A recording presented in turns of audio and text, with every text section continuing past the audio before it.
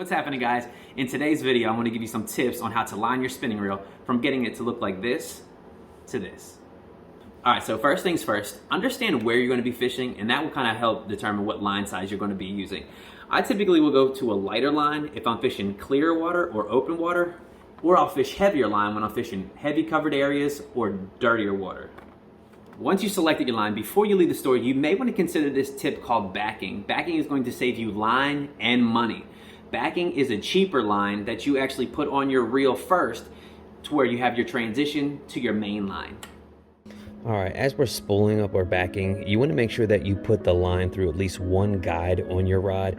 That's just going to assist you with putting that line on. Tie your favorite knot, do some research, figure out what knot works best for you, cinch it down pretty tight, clip the tag end off. And one tip that I do is actually take a small piece of tape, I put it over the line, actually the knot and the little tag end, and that actually prevents it from slipping. Then flip the bail over and go ahead and put your backing on. I typically put about 50 to 75 yards on, and once I'm through with that, I go ahead and tie my main line on to the backing with a blood knot. Cut the tag ends off. There should be 2 tag ends. Give it a couple pulls to make sure it's snug, and then I go ahead and start to reel in the main line.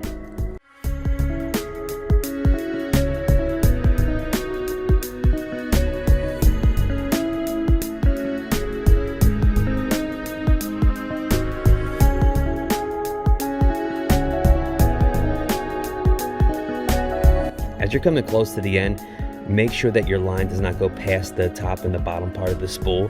That just causes a lot more issues at the end. Now that we got the backing on and the main line tied on, there's a couple things that you can consider. If you have the monofilament line or the fluorocarbon line and that's your main line, you can go ahead and be finished. You can thread that through your eyes and tie your favorite bait on. Now, as you noticed here, I actually had braid tied on. So you can actually thread this through and be done with the braid, but I highly recommend you adding a leader to the end of this braided line. All right, the main reason why I use a leader is that if I were to tie a bait directly onto this braided line, the fish is probably going to see this. So tying on a fluorocarbon line allows it to be a little bit more stealthy to trigger that bite. All right, so the knot that I like to use is the FG knot. That will help me tie the main line to my leader line. It is a difficult knot to tie, but I feel like it's super strong. It goes through the guides very, very well, and the castability is insane. It usually has 2 tag ends. You want to make sure that you cut them pretty close to the knot. You know, and if you're pulling and cinching down the 2 lines together and it feels like it's slipping, you definitely want to make sure that you retie.